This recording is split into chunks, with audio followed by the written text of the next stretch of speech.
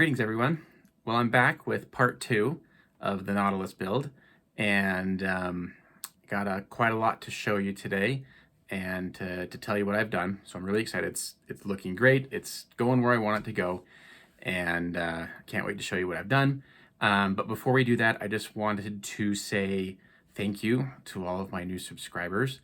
I know it's been a few weeks since I posted the part 1 of this video, but the video before that, the M24 diorama, has just exploded, and it's been really exciting, and I'm kind of humbled that so many people are interested and have subscribed. So to all the new subscribers, thank you. To all my other subscribers that have been around, thank you for sticking it out with me. And just really excited to see where this channel's going, and to see that there's some enthusiasm and some desire for it. So it just makes me really happy, and I really like showing what I do. And so I just want to say thank you. I appreciate it, and I hope you'll keep watching, because I'll keep making videos. Anyways, let's talk about the Nautilus. So so far what I've gotten done is I've gotten all the interior painted, and as you can see, I've got all the lights working. I also have the motors working as well. I just don't have it on right now because it's kind of loud, and I'm still working on soundproofing it. But I'm getting really close to getting this thing all buttoned up and ready for paint. And I'm just really excited to show off what it's going to look like. In terms of the painting, I'm actually going to be following, there's a channel called RC Sub Guy, and he's built a bunch of these kits before, and he's done actual remote control versions of it as well. But he's got a really solid method for painting the Nautilus, which I'm pretty much going to copy. And so I'm really excited. I got all the paint on its way, and it should be here the next day or so. And so once I get this thing all buttoned up and ready for paint, it's actually going to finish up pretty quickly. So anyways, I'm going to bring the camera down here onto the table. I'm going to open it up and show you what I've done. Okay, hope you don't mind some talking hands here, but this thing is just so big on my workbench that it's hard to fit everything in. But this will kind of give you a good idea of what we got going on here. So as far as lights, we'll start at the top and work our way down. We obviously have the two eyebrow lights, the interior light. There will be lenses that go over these lights, so they won't be quite as intense. I'm going to paint the inside of the lens is white, so it'll help diffuse the light a little bit, make it a little bit softer. But we've got the green light inside the pilot house. Once I'm done with all the complete painting, I'm going to go back in and add all the parts to the pilot house, so you'll have the ship's wheel and a few other details in there. I wanted to leave them off for now, just because I know I would bump them and knock them and break them. But so that green light will really illuminate that really well. Obviously we have the observation window here with all the surrounding lights. These will also have lenses similar to the eyebrow lights, and so they won't be quite as intense, because they're pretty bright right now. They hurt to look at if you're looking down in them. But if I turn it, you can actually see the interior is lit. I've got 3 yellow LEDs in there lighting the entire interior. Again, once these lights are diffused a little bit, you'll be able to see the interior light much better. These white lights kind of overpower it. So essentially what we've got going on here, in here, so we've got the green LED here, and then the 2 white LEDs are just wired up through the bottom there. I've got all the cables running back along the inside. I will actually eventually paint those all brass colored to match the rest of the interior. They'll just look like pipes, just like any other part of the ship. The inside though, so I've got let's see if I can move this correctly.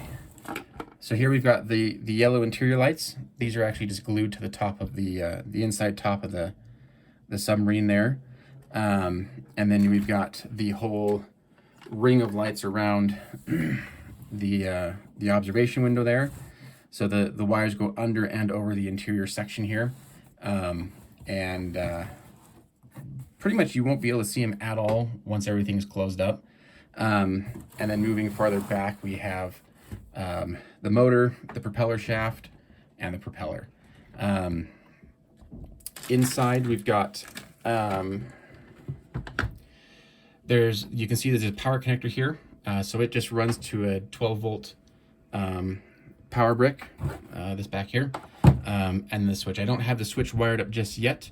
I'm actually going to replace this switch with a different one. That'll be a little bit better. But basically they all run through these little connectors, so I can disconnect each set of lights. So I can do the salon lights, the interior lights, and the pilot house lights, as well as the motor, all with just these little connectors here. Seems to work pretty good.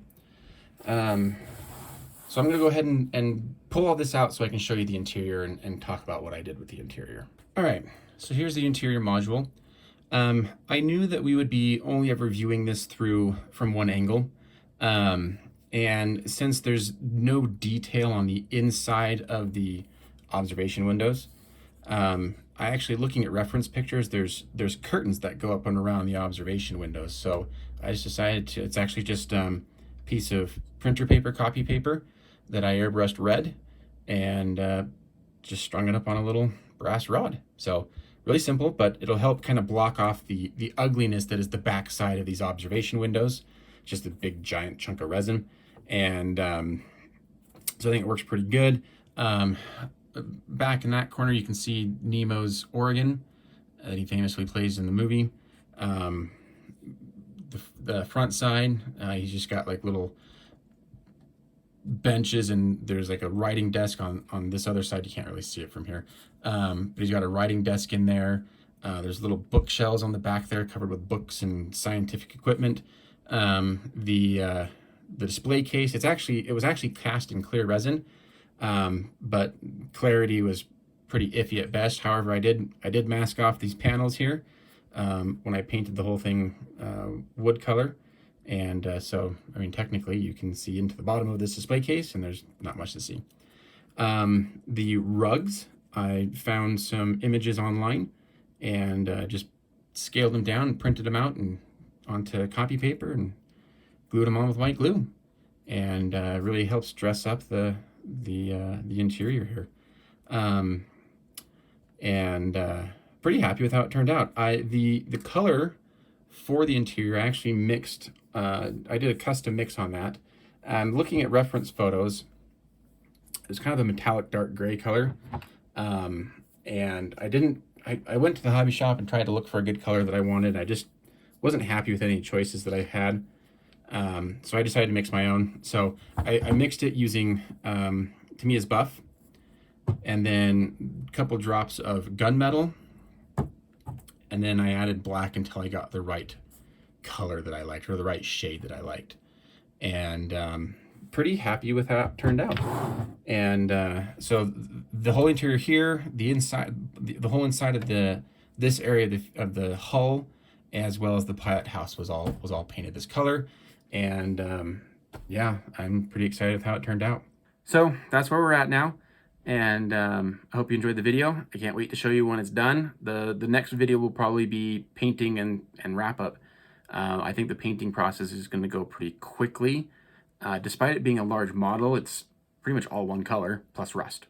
So I think it'll go pretty quick. And so that'll be the next video, is that. And then I have a lot of other fun projects coming up as well. And I will also be attending a gaming retreat at the beginning of next month called BattleHaven. And this is a kind of an exclusive gaming treat for people that like to play tabletop games, war games, Dungeons and Dragons, things of that nature.